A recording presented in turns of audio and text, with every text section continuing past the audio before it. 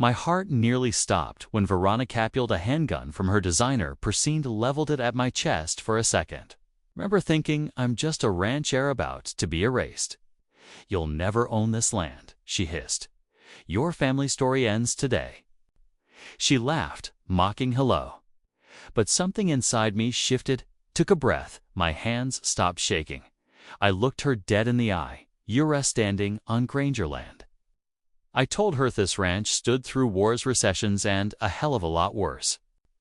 Then you, my family's name is carved into this dirt.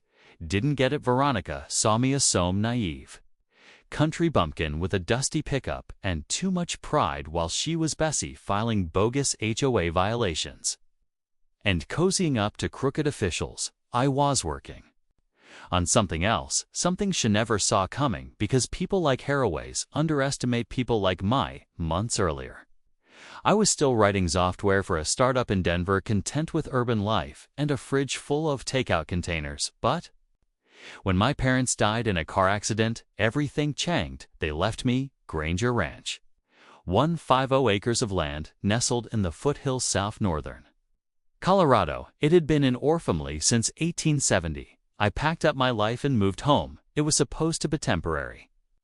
Fix the place up, sell it. My booba, standing on that porch, breathing the cool mountain air, hearing the creak off barn doors and the lowing of the cattle, it felt like home. I knew techno tractors, but thankfully, Hank, our longtime ranch foreman, had worked Thailand for 40 years. He taught me the rope's end, kept me from blowing up the irrigation system twice in the first week. Then there was Julie Monroe Manapa, a 40-something widow with 12 kids and a work ethic that made me feel as she dropped by with homemade chili and better advice than any manual called for. Slowly, I found my rhythm, and then Veronica showed up. It was a Thursday afternoon when a shiny black Mercedes SUV crunched up my gravel driveway. Dust clung to it like an insult. The durapanned and outstepped a woman in cream slacks, gold flats, and sunglasses so large they looked like armor. Her platinum hair was cut into thatten mistake. Let me speak to the manager. Shape. I'm Veronica Holston, she said, flashing a stiff smile, president of Vessel Verget Bluffs, HOA. I'd heard of Buchel Verget, a new luxury subdivision built half a mile from the south border of my land. We've received several complaints, she continued, already scowling toward my livestock pens. This smells are interfering with our residents' quality of life. I blinked. Ma'am, I replied.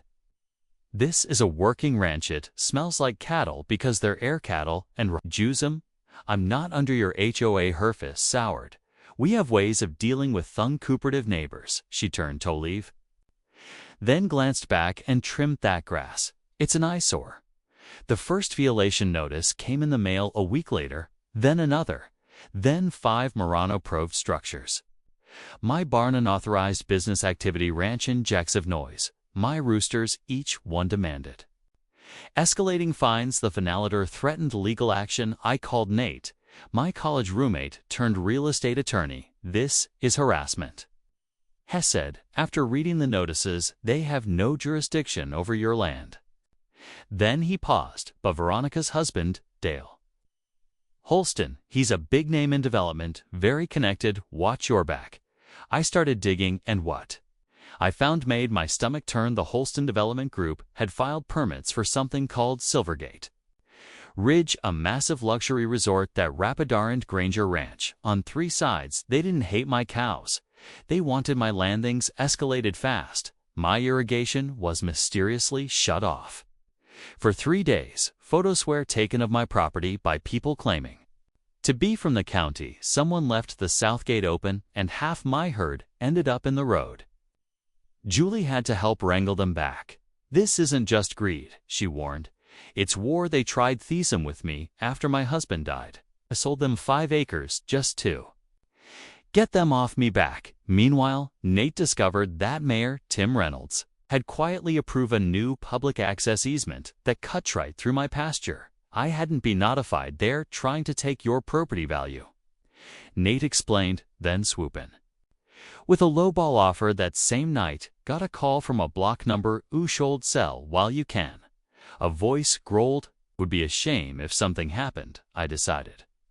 I wasn't going to be bullied. At the next city council meeting, I stood at the podium and told the room exactly what was happening, backed by documents, photos and maps. I called out the collusion, the threats, and the abuse of power. Mayor Reynolds tried to shut Med down mid-spec until someone shouted from the back, "Let him speak."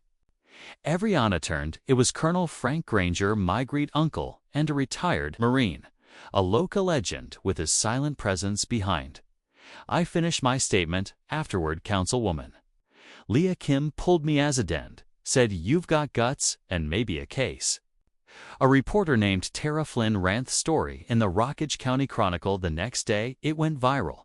The headline, "Rancher versus Empire." How a family farm became target of HOA Taranth floodgates opened. Dozens off Silvergate residents contacted, sharing their own horror stories. One woman had been fined $1,200 for planting daisies instead of HOA approved petunia sand. Then a surprise ally came for Wardium, Eli Holston.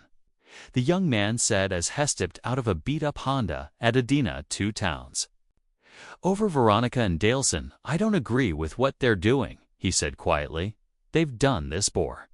Buy land, cheap squeeze owners, build, flip, move on." He slid a USB drive across the table, emails, financial cords, and a map. "There's something else. Your grandfather placed a covenant on part of Silvergate's land before he sold it." I opened the file later that night. Hugh was right. The land had a clause. Any future commercial development would trigger the family's right of first refusal, allowing us to buy it back at original market value adjusted for inflation. I called Nate. "We've got them, but they weren't done yet." One morning, my barn burnt. Arson security footage had been wiped. Then Julie's water tested positive for illegal construction, runoff hazardous materials dumped upstream by Silvergate crews. Even the sheriff's office, tangled in Hall influence, gave USD's runaround. But then Frank pulled strings with the state attorney-general's office. A woman named Agent Miranda Lopez took over when she saw our documentation. She said, "This isn't just own corrupt HOA. It's a syndicate and wealth. Been watching them." I doubled security. Nate began filing lawsuits on. I made my boldest move yet, with a loan backed by Uncle Frank's connections and funds from an Austin investor. He bought the HOA's outstanding debt. That's right, I bought the debt that kept Silvergate Estates afloat. I now had the power to restructure it or dismantle it. At the next HOA meeting, I walked in legally entitled to a seat at the table. Veronica's face turned white. "This is a private meeting," she barked. "No Tanamore." I said, "I'm your primary creditor." Residents stood up and started demanding answers. "Why are dues increased? Were contracts going to Dale's company?" Veronica tried to regain controls. She failed that night. Security footage showed Veronica dumping waste near Thestry again when I confronted her.